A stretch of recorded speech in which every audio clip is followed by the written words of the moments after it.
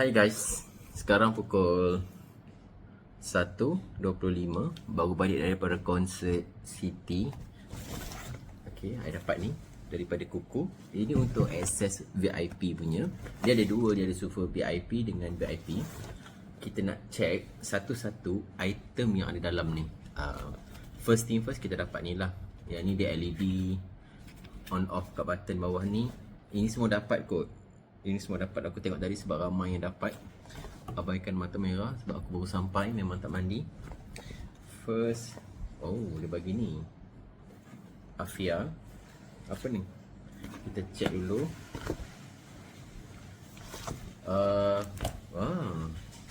Tudung. Sekali dengan ni, ada brush dia kot. Ada nama dia Afia, nampak? Tu. So ni tudung Afia Signature Series. Harga dia RM99 dia tulis kat sini. RM99 dia buat dalam box macam ni. Lepas tu kita ada apa ni? Kopi by Simplicity. Alright. Then dia bagi kotak yang ketiga ni. Apa dia Kita check dulu. Tumbler Kuku by Siti Nurhaliza.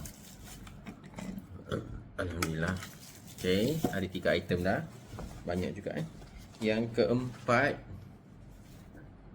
dia bagi tote bag. Okay. Kelima, oh ni postcard.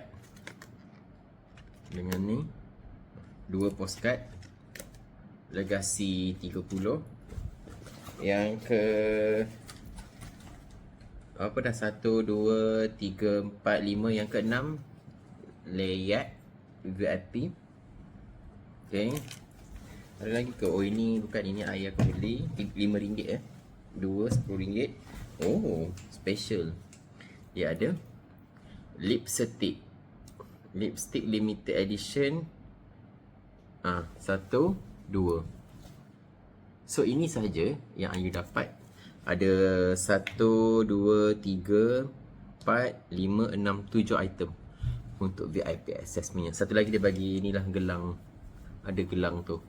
Alright, apa-apa pun memang sumpah terbaik. Memang best berbaloi untuk konsert kali ni. Jumpa lagi untuk konsert akan datang.